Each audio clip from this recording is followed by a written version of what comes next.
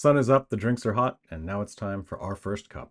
Today, smarter, not harder. Got a confession to make, something that's a little personal.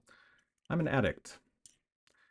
Not an addict for something that there are a lot of, anonymous groups for. In fact, the thing that I'm addicted to doesn't even necessarily have a whole lot of professional support or even kind of cultural awareness. The thing that I'm addicted to is something that's even lauded by a lot of people as being something good or noble or industrious. Yeah, that's right. I'm addicted to work. Hmm. Now, it's something that I didn't really understand until a few years ago. But looking back, I can kind of see the contours of what may have led into it, you know? I started working with my dad when I was 11 or 12, like cleaning up job sites, carrying tools, that sort of thing, you know. I can distinctly remember being a kid, being a kid, 15 years, 7 months old, whatever that was, uh, get a work permit in Arizona. And I can remember being so excited to go and work at Famous Brands Housewares Outlet. It's, it's Superstition Springs Mall, my first like non-family job. I can look at the rest of my history, you know, working really hard to get the best grades I could in high school, achieving that, but also working, right?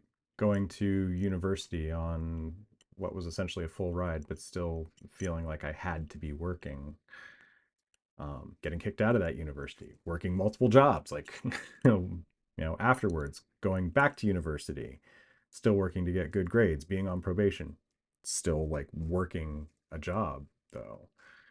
After that, going to grad school, PhD program is nothing but work. After that, consulting. After that, working in entertainment. After that, starting a startup.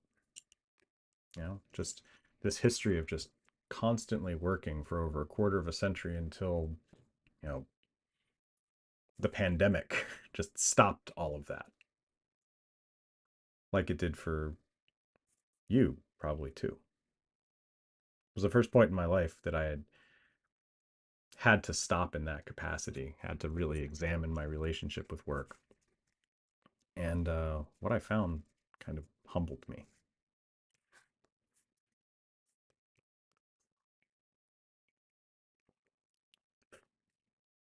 Now, soon after that initial humbling, I was humbled again because I found this, right?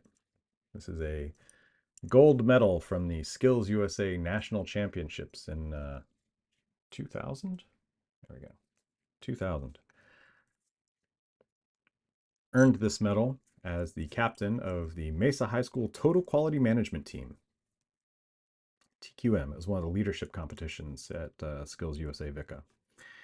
And, you know, I really enjoyed that competition. There's a lot of things that I learned from getting ready for it and going through it. But there's one story in particular that I'm talking about today, and that was, we're in Kansas City, right? The team has fought our way up from regionals, state, and all that, and we're in Kansas City, and Ted Maish, our coach, is talking to us about what to expect at this national competition. Like it's going to be 3 days, and you're going to have to do so much research. You're going to have to ask a lot of questions. You're going to have to pull a lot of things together. There's going to be a lot to do, but I know you can do it. But there's a lot to do, really, right? Like, every team that I've brought here before, they've had to do, they've done all nighters, multiple nights, right? I just looked at Maish and said, "No, we're not." He kind of looked at me, and he had this look in his eyes, like, because I know that he wanted that national championship, right? He had been bringing teams to the nationals. He'd gotten teams there before, but no one had ever been able to bring it home, and he wanted it, and he knew I wanted it too. And he looks at me like, "What do you mean?" It's like, because if we pull all nighters, we won't be doing our best work. We won't be the smartest people that we can be. And that's what's going to win us this competition, is being smart, not driving ourselves into a wall. Maish said, okay, see what happens. And then a few days later, this. In fact, we did so well. We did so well that they literally had to change their scoring criterion, right? Like they changed how they scored the entire competition because what my team and I were able to accomplish had never been seen before there.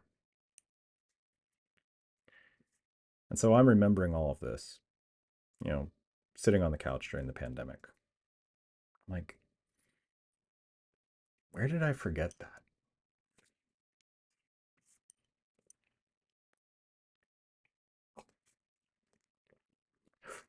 Now, I can say today I'm doing a lot better. I still feel compelled to create and to work and to do, you know. I still understand the pressures that exist culturally uh, to define someone like me purely by the work that I do. Right? You know, we do that with men in the United States, especially. Like, you know, men are their work and their output first before they're a full human. But fuck that. um, I'm doing a lot better. I still want to create. I still want to drive, and I'm still driven, right? But I'm also really reflecting on the fact that, you know, if you're smart about what you're doing and you're willing to put that intelligence to work, you're going to beat people who just want to work hard. And you're going to do it like 95% of the time. You know, you can do it without grinding yourself into dirt. And that's something else that I'm kind of thinking about in all this too, right? Is, you know, I watched my father uh, die a couple years after he retired. I watched, you know, my uncles die, you know, in various stages of retirement or not retirement. And I'm even starting to see some of my peers kind of get ground up by their devotion, their drive, their addiction to work.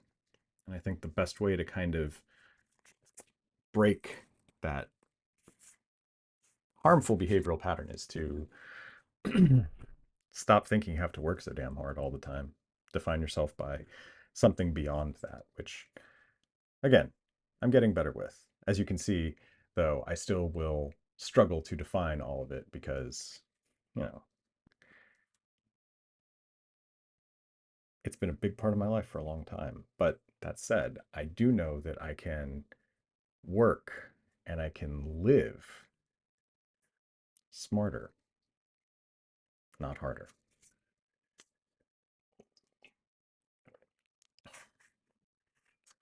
And I hope that you do too. But remember that regardless of what you've heard or what I've said, death comes for us all, and a closed mouth never gets fed. We'll talk again soon.